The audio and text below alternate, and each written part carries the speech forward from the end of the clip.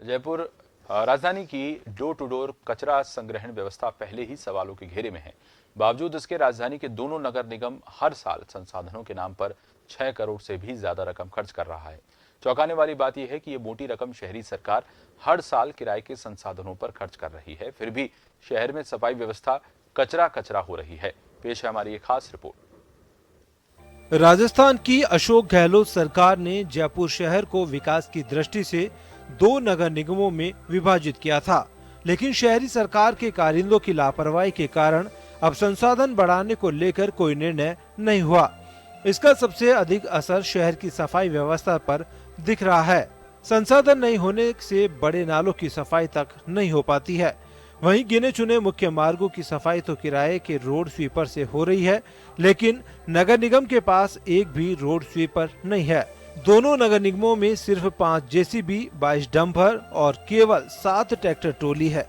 ऐसे में दोनों नगर निगम हर साल किराए के संसाधनों पर 6 करोड़ रुपए से भी ज्यादा खर्च कर रहा है।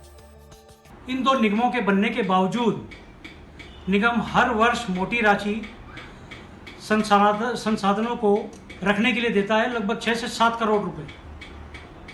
मजे की बात है, हेरिटेज निगम के पास तो एक भी रोड स्वीपर नहीं है, जेसीबीओं की कमी है, कचरा उठाने के लिए ट्रैक्टरों की कमी है।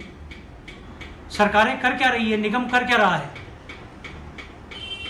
हमें आवश्यकता है कि हम स्वयं ये जो राशि हम लोगों को देते हैं, जो हम लोगों से किराए पे वाहन ले रहे हैं, गैराज शाखा में उन पैसों को ना देकर हम नए वाहन खरीदें। खरीद होती तो उसका किराया हमें नहीं देना पड़ता और जो संसाधन हमारे पास होते वो हमारे लिए ही कार्य करते और आगे भी हमारे लिए काम आते। लेकिन खरीद करने के बजाय नगर निगम 6-6 करोड़ रुपए के हर साल संसाधन किराए पे ले रहा है, जो कि बहुत गलत है। मैं सचेत करना चाहूंगी नगर निगम की महापौर, नगर निगम हेरिटेज की महापौर को कि उन्हें ये पैसा वेस्ट नहीं करते हुए सही जगह पैसा लगाते हुए संसाधनों की खरीद करनी चाहिए। हालांकि हेरिटेज नगर निगम आयुक्त ने इस प्रणाली के विश्लेषण की बात कही है।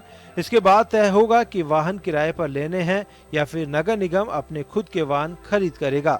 इसका मैं एक एनालिसिस करवा रहा हूँ कि अगर अपने लेवल पर संसाधन रखते हैं अपन और अगर अपन रेंट पे लेते हैं, दोनों में क्या डिफरेंस रहता है। बट अभी तक जितना एनालिसिस है, क्योंकि अपने लेवल पे संसाधन रखने पे उसका O&M काफ़ी कॉस्टली पड़ता है, तो इसीलिए अभी तक हमारा जो है वो रेंट पे चलता था। बट फिर से एक और डिटेल्ड एनालिसिस हम लोग करवा रहे हैं कि नेट अगर हम खुद संसाधन रखें या फिर हम रेंट पे लें, दोनों में से जो भी चीप पड़ेगा हर स्थिति में, जो ऑफिशियल व्हीकल्स है, जो सफाई के व्हीकल्स है, उन सभी को हम नेट एनालाइज कर लेंगे कि कौन सी सिचुएशन है जो हमारे लिए बेटर है, हम उसी को फॉलो करेंगे। चौंकाने वाली बात यह है कि अभी ग्रेटर नगर निगम में गैराजों में 63 के करीब और हेरिटेज नगर निगम में 10 वाहन नकारा पड़े हैं। लोक वाहन समिति की बैठक में हुए निर्णय के अनुसार नकारा, अनुपयोगी, खटारा वाहन और मशीनों को मेटल स्क्रैप ट्रेड कॉरपोरेशन के माध्यम से नीलाम करने पर सहमति हो चुकी है। इसके अलावा बचे हुए नकारा वाहनों और अन्य संसाधनों को भी जल्द ही बेचने की तैयारी है।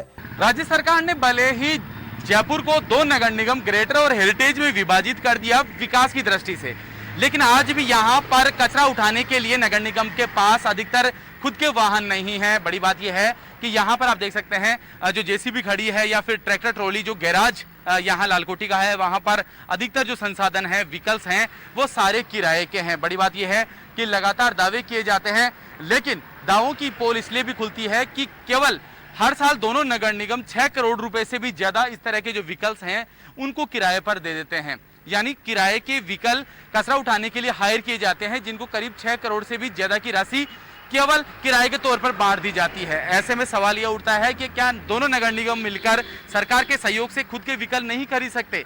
क्योंकि अगर 6 करोड़ रुपए से कि इतनी बड़ी राशि अगर केवल किराए के तौर पर ही दे दी जाती है, जबकि खुद यहाँ पर यह भी स्थिति है कि नगर निगम के जो वाहन हैं उनको चलाने के लिए, उनका मेंटेनेंस करने के लिए नगर निगम के पास स्टाफ तक नहीं है। ऐसे में सबसे बड़ी बात यह है कि करोड़ रुपए खर्च करने के बाद भी राजधानी जयपुर की सफाई व्यवस्था कचरा कचरा है। सहयोगी श्याम के साथ योगेंद्र पंचोली, जन टीवी, जयपुर।